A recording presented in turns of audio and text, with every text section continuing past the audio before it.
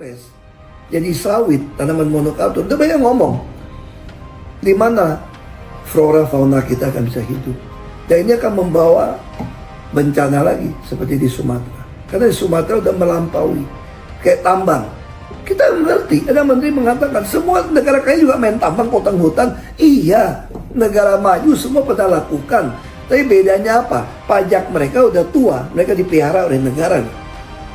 Sekarang kita udah tua, pajak kita bisa balikin nggak untuk pelihara kita pensiun? Nggak bisa. Sudah kedua, bagi hasil itu jelas. Bisa contoh, kita sudah ada yang di migas, lifting angkat 15%. Di luar pajak, royalti.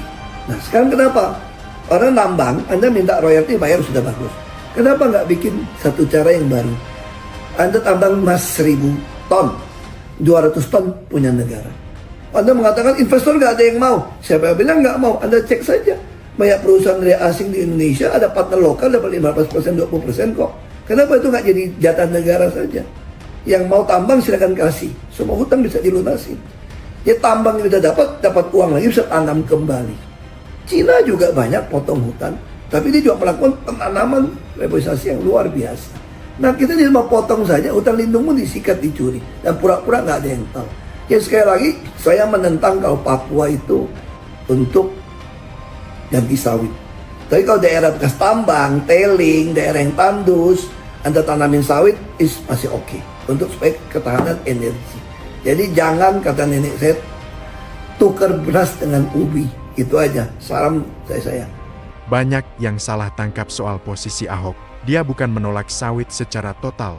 Yang dia tolak adalah satu hal yang spesifik, mengganti hutan hujan Papua dengan kebun sawit. Ahok justru memberikan solusi berbasis data dari negara lain. Pertama, dia menyebut Malaysia.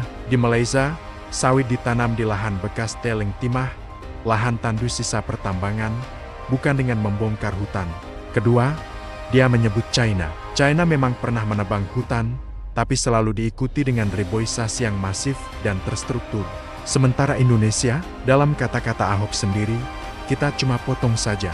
Hutan lindung pun disikat, dicuri, dan pura-pura tidak ada yang tahu. Dan dia mengakhiri pernyataannya dengan pepatah sederhana dari neneknya. Jangan tukar beras dengan ubi. Maksudnya, Papua adalah beras, hutan tropis yang paling berharga di dunia, dan sawit, dalam konteks ini, adalah ubi.